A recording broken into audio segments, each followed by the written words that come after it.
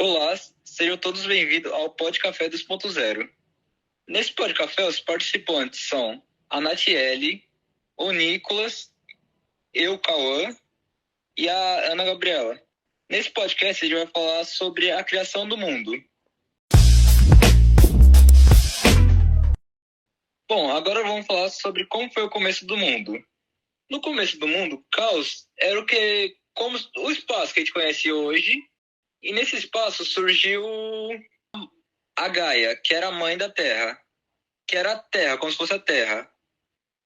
Também surgiu Eros, que era o amor, e Nix, que era a noite.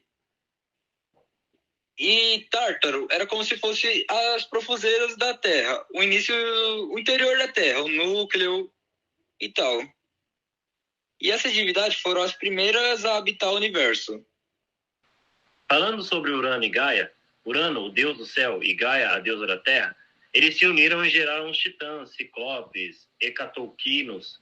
Porém, Urano ele não queria que seus filhos desafiassem ele para ele não perder o trono e não perder Gaia. E por isso ele prendeu eles no ventre de Gaia, né? Mas ainda assim teve a vingança de Cronos, que era um dos titãs, lá, filhos dele, que ele estava determinado a vingar o pai dele, vingar a mãe dele, né? Vingar do pai dele. Por isso, ele, com a ajuda de Gaia, foi lá e como se tivesse castrado o seu pai, né? E Cronos se tornou o novo representante, governante do universo, tipo isso. Porém, ele também foi meio hipócrita, né? Porque ele foi que nem o pai dele, não queria que os filhos dele desafiassem ele. Por isso ele devorou os filhos dele. Porém, Cronos não contava com a astúcia de sua esposa, Reia, que acabou escondendo um de seus filhos e salvando Zeus da devoração. Zeus acabou crescendo e se tornando forte o suficiente para desafiar Cronos. Com a ajuda de Metis, uma titã, Zeus derrotou Cronos e o forçou a vomitar seus irmãos, assim se tornando o novo governante do universo e um dos deuses mais poderosos existentes. Sendo assim, o tempo começa a existir quando as coisas começam a morrer, porque sem o tempo, antes não era possível acontecer isso.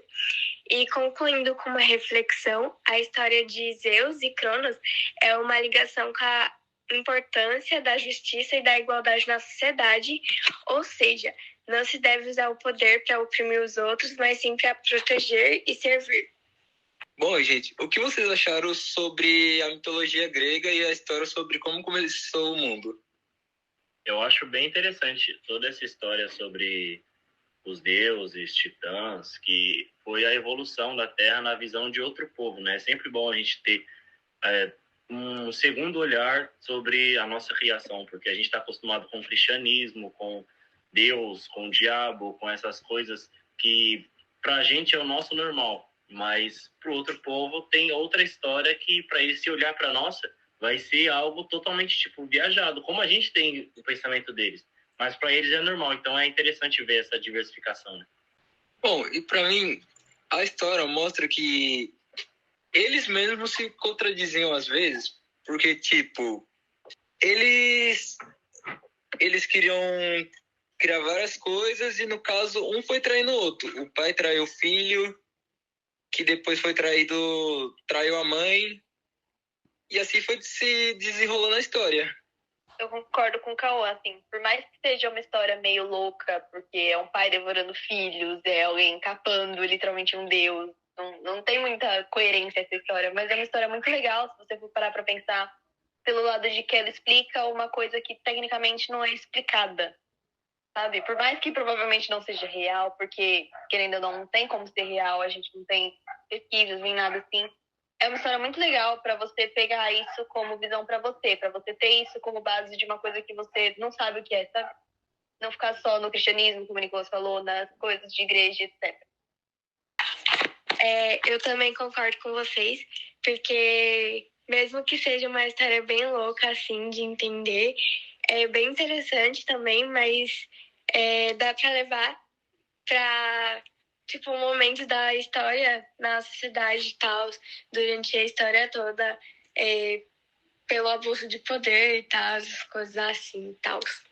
Eu acho que só é viajado, assim, na nossa visão, porque a gente não está acostumado com isso.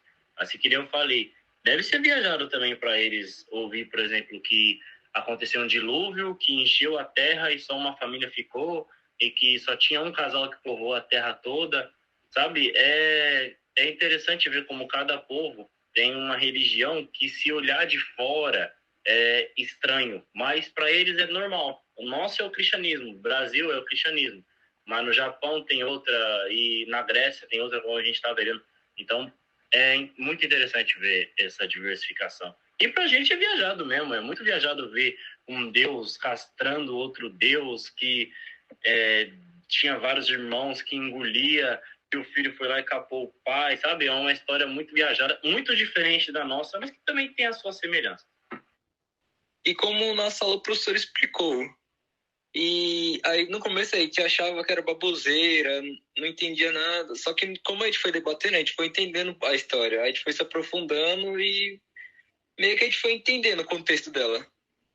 E aí entra a parte mais interessante, né? A parte que todo mundo conhece mais, que é a parte de Zeus, que eu acho que dessa mitologia é o mais conhecido, que acho que as pessoas não sabem a história de Zeus, que ele é filho de Cronos, ele que matou Cronos, ele era neto do Deus, assim, mais poderoso, né? Que ele pegou e é o mais conhecido por quê? Por causa do trovão, por causa dos poderes dele, porque, digamos assim, que ele é o mais interessante, o mais legal, assim, porque tem ele, tem os outros deuses, Poseidon cuida do mar, tem Hades que cuida do outro reino, dos mortos. Então, acho que essa é a parte mais interessante e conhecida, né, que a gente vai falar agora. Com o passar do tempo, os titãs acabaram percebendo que não tinha muito o que fazer na terra deles. Então Zeus decidiu chamar 2 deuses, Prometeu e Epimeteu, para criar seres mortais, como animais e seres humanos. Zeus resolveu dar aos irmãos uma cesta de talentos. E Epimeteu acabou usando tudo para os animais, deixando Prometeu sem nada. Ele já tinha o projeto do homem, então ele acabou prosseguindo mesmo sem o talento.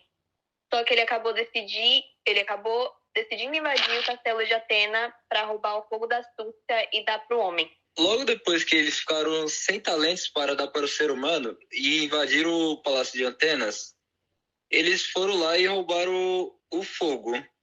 E esse eles deram para o ser humano. E Zeus, logo que ficou sabendo, castigou Prometeu, prendendo ele e fazendo com que os corvos comessem o corpo dele. Mas a cada dia eles se regeneravam, o que fazia ele ter o sofrimento eterno. Teoria da causa e efeito. Causalidade. Tudo acontece por um motivo. Não somos livres, estamos sempre sendo influenciados por algo. Tudo que é material é causal.